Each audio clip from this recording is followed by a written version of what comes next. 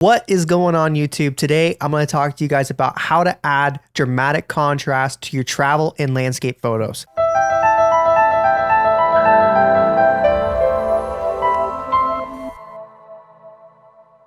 So contrast is one of those very difficult things to really master. But when you do, it really will help set your photos apart from the rest. So what I'm going to do today, guys, instead of really just walking you guys through of how to apply contrast to all your images, I'm going to really talk to you guys more about the theory base so that you guys can go and take what we've talked about today and apply it to every image. But before we can even do that, we need to really define what contrast exactly is. And in my opinion, contrast is really the separation of your tonal ranges between your white point and your black point. So what you're going to do with contrast is you're going to take your white point and it's going to go shift away from your black point, and your black point is going to shift away from your white point, and everything in between, all the tonal ranges in between are going to be dragged with it. So creating a more separation of the tonal values or contrast to the tonal values.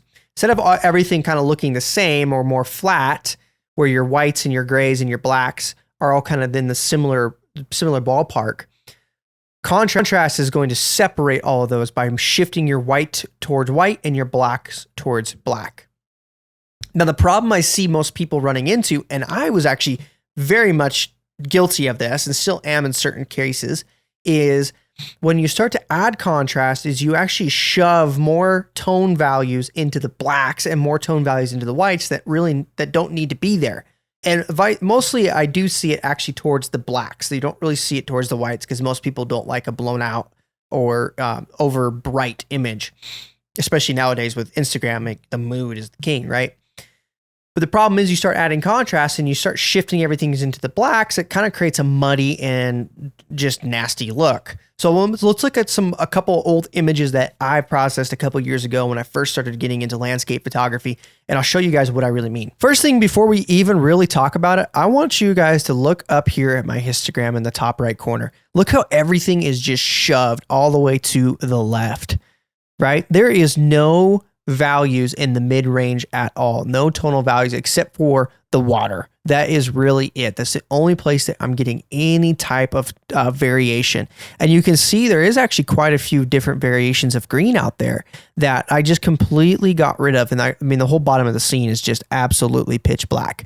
Now, it isn't showing all the way peaking black because I'm pretty sure when I processed this, I took my my levels and I pulled my black point up to kind of give it a filmic look. Now you might say that this image isn't, too bad because it's super moody, but what I'm really talking to you guys about is I can achieve this look without damaging and destroying my file to a point where I'm losing half of the information. If you come over here and we look at one of my newer images, this image has so much more variation. You see, it actually does. This one is even still on the dark side, shifted towards the left. But the reason is I wanted a lot of the focus on the eagle. So I kind of darkened everything, but I can still see information in these darker areas as well in the highlight areas that has more of a variation of contrast. If I go back to another one of my older images, you can see here, actually, this is perfect. Let's see if I can even actually turn it up. I turn my clipping meter on. You can see how much of this image is actually clipping in the blacks, meaning I am shoving way too much information into the black area of my histogram. Now, I had a good idea of expanding contrast to kind of create separation and drama, but I really did it in a bad way. Another image too. This is actually one of my more popular images, and I have reprocessed this over and over and over again as I've gotten better. The composition in the scene was amazing, so it's been pretty easy to not screw up. But if I turn on my clipping meter, you can see that I am losing a lot of my image in the black area. I've also blown highlights in this. I didn't really know what I was doing back in the day, so I didn't really know how to bracket for exposure or anything like that. But the main thing here is I want you guys to know, or is to understand, is that you can create a mood without damaging your file. Like, this tree up here is pure black and it should not be pure black, right? I can create mood and drama and contrast without losing a bunch of file information. If you look at this shot here, there's a big dramatic sky. There's a lot of shadow detail because of where the light is hitting this image. But you can see I am not clipping anywhere in this. And there's a lot of information in the shadows. You can see it's still dark. It's still moody. It still has that vibe, but it isn't overdone. Which brings me to the first point I want to talk to you guys about. And the first point of understanding contrast is to really understand what sliders control our contrast. So if I jump over here into Lightroom and let's go to this image here. This is an image I call Into the Wildlands. If you guys want to see the full process version, it is on my website. But for now, let's just talk about adding contrast to it. So we would typically jump into this file and we would say, oh, I need to add contrast. So I would come over here to the contrast slider because I should use contrast to add contrast. Well, I take it and I crank it all the way to the right. And it actually did a decent job because this file is pretty flat. So that's actually a side note here is if you're not already, you need to shoot in RAW. You got to shoot in RAW files because it's going to maximize the amount you can push and pull your tones and the amount of contrast you can create, as well as how much you can recover from your shadows and your highlights. If you guys want to know more benefits to shooting RAW, then let me know some questions you have down in the comment section, and I'll try to get back to you guys with a new video or answering your questions in the comments. So now if you notice that it's applying contrast on a what I call global scale, you'll see every piece, every pixel, everything of that's in this image is receiving contrast in the same amount of manner. And if you look up into my histogram, you can see what we're talking about in terms of shifting the black point, which is over here on the left, and our white point over on the right. They're going to spread out and kind of take the other tone ranges with them. Now, if we talk about the theory of contrast, that we're taking our white point and our black point and we're separating them away from each other. Well, if you look down here, I have a slider called whites and a slider called blacks. So let's take that black point and let's shift it. We'll just go all the way to the left for now, for simplicity's sake. I'll show you guys a trick here in a second. We'll take the white point and go all the way to the white. Now that added a lot more contrast, actually. You can see the histogram is, I'm blowing things out, but you can see the histogram is a lot more drawn out. Now, another more subtle way you can do it is if you grab your shadows and your highlights, you can slide your shadows to the left and your highlights to the right, and that's going to create a little bit of contrast as well. So that is this is before, that's after. It's more subtle that way. If I go to my whites, go all the way to the right, all the way to the left, that's before, that's after. Now, again, we're not looking at what's good, what's bad. I'm just showing you guys the theory of contrast. And the main point I want to make to you guys is get away from the contrast slider. Okay, the contrast slider is one of the main things we always go to add contrast, and there's so many ways that we can attack it that are going to be a lot better for you. Another way we can add contrast is actually down here in our clarity or our presence section. We have texture, clarity, and dehaze. So if I take, let's say clarity to the right, you can see it actually adds a little bit of contrast. If I take it to the left, it's going to remove contrast. Also kind of gives it more of a glowy look, but look at my histogram too. That's how you guys can tell that there is contrast happening. If I go to the right, you see it spreading out. If I go to the left, it's coming together a little bit more. And if I zoom in on this part of the image, again, clarity, you can see that there is contrast happening. Now, the thing with clarity is it is going to be targeting your midtones more than it is going to be targeting your white points and black points or your highlights and your shadows. So it's going to add more of a detailed target or contrast. Now, the thing with clarity though, is it also is going to add some sharpening to your image. So you got to be careful with that. Now, clarity, there is a point for it. It kind of gives it a cool vibe, but for the most part, I would be very careful with using clarity. It's easy to overdo. Texture is also going to add a little bit of contrast, but it adds more sharpening than anything. But if we look at dehaze here, let's slide this all the way to the right. You can see that it is adding some contrast, especially in the blacks. But what dehaze actually does is it does what it says it does, is dehazes your image. It takes the kind of misty, sheer glow over your image and kind of removes it by adding contrast. Now, dehaze also will add saturation to your image. So let's leave it there and let's go before, and after. Don't want to delete that image, before and after. If I go to the left, it's going to completely do the opposite. It's going to add haze to your image. So before and after. So why do we talk about all that? Well, again, the main thing a lot of people do is they go straight to the contrast slider to add contrast. What I would argue is there is a lot better ways to add contrast to a scene globally. We're talking very global right now. My second thing I want to talk to you guys about in creating dramatic contrast is utilizing the curves to your advantage. What do I mean by that? The curves are a very, very powerful editing tool inside of Lightroom. If you guys have not started using curves, I highly suggest you start practicing with them right now, as they are way, way, way more powerful than any slider you're going to be utilizing inside of Lightroom. So let's jump over back to this image and let's look at how we can utilize the curves to create some contrast. This is an image I captured up in the redwood forests. I have not processed this one at all yet, but looking forward to it. So again, we talked about our sliders up here, but let's jump down to our curves. And one way we can add contrast in a simple way is add what's called an S-curve. What I will usually do is I will click up in this quadrant here, click down in this quadrant down here, pull this one down, pull this one up. Now, if I hit before and after, you'll notice that I've added a lot of contrast. Now, if you look over on the curves, what you can see here is that you actually have an overlay of a histogram inside of the curves.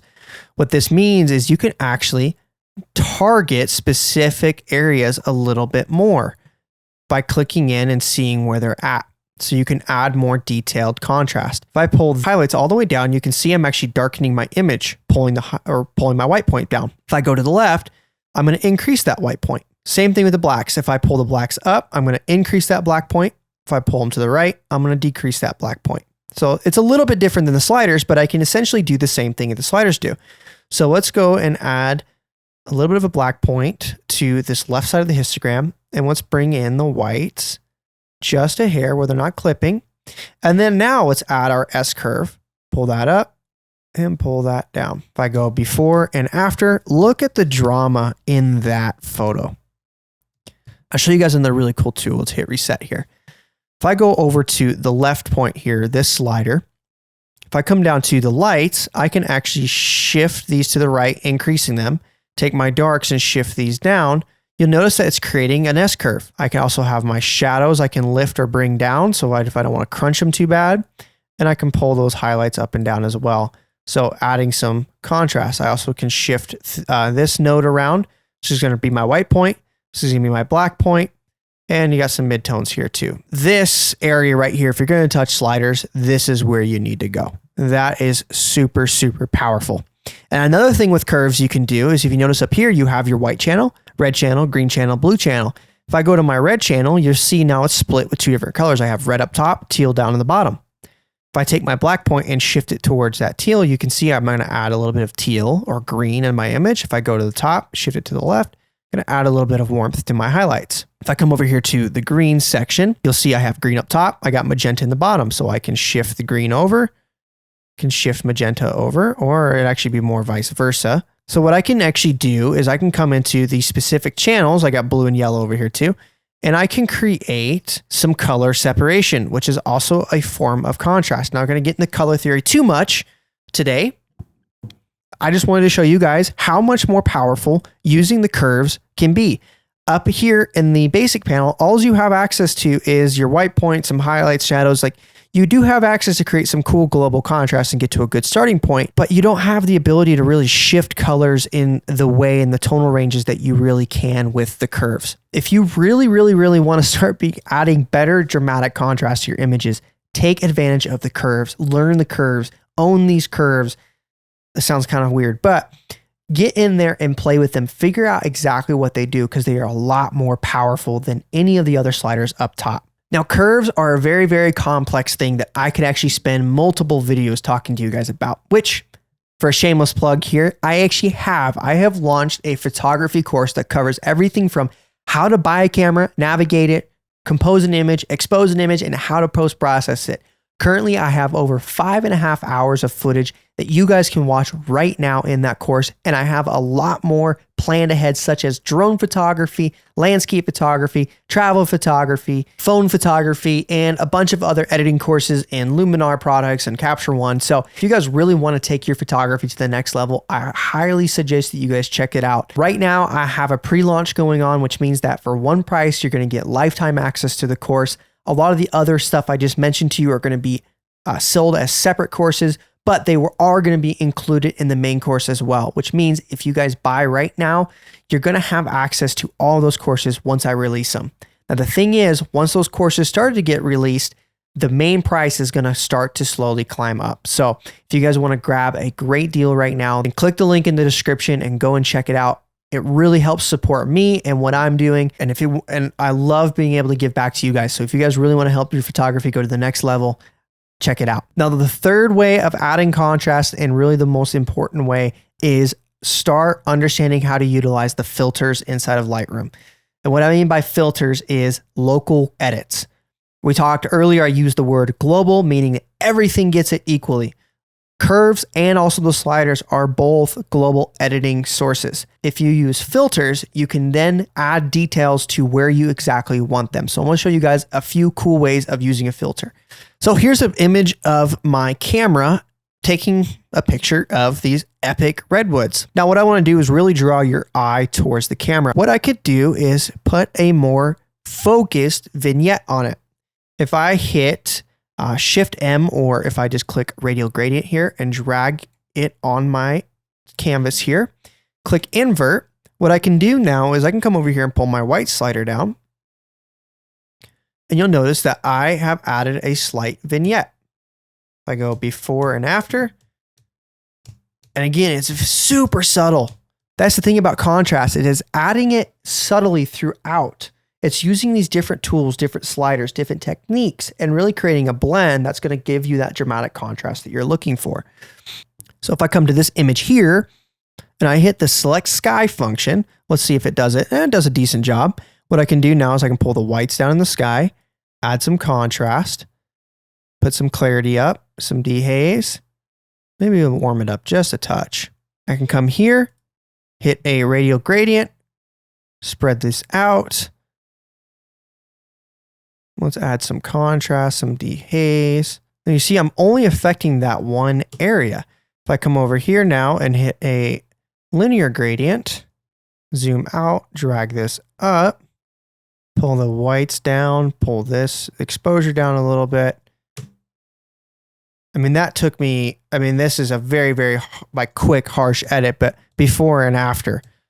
Look where my eye now goes. It wants to go to this tree. I have a lot more drama, a lot more focused attention. There's a lot more I could go in and do to really pull us to this tree. This is just a super simple composition here.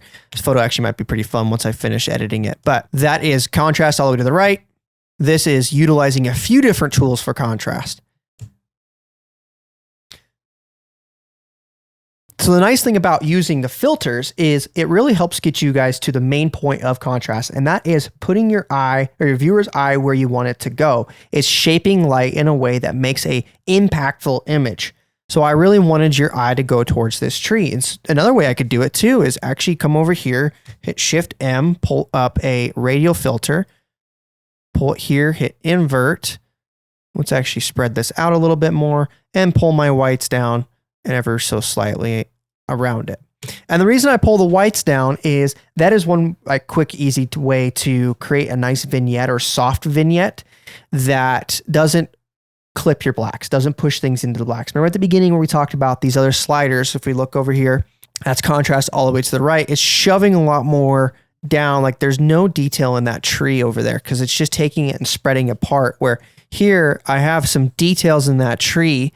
And then I also still have details down here. Even though it's dark, I can still see everything in the image. Unlike over here, if we looked at my first image, like I have subject, I have black. That's it. That's all I have. So by using the filters, you're going to give yourself a greater ability to add contrast where you want it to be more localized. Let's look at this image one more time. Another thing that you guys can do, and I would highly suggest that you do, is when you're using localized contrast, don't put it so much in your blacks. And one way you can do that is you can come over here to our mask, hit a plus sign. Let's do a luminance range, and let's grab everything except for our darks. Okay. Fade it around. Cool.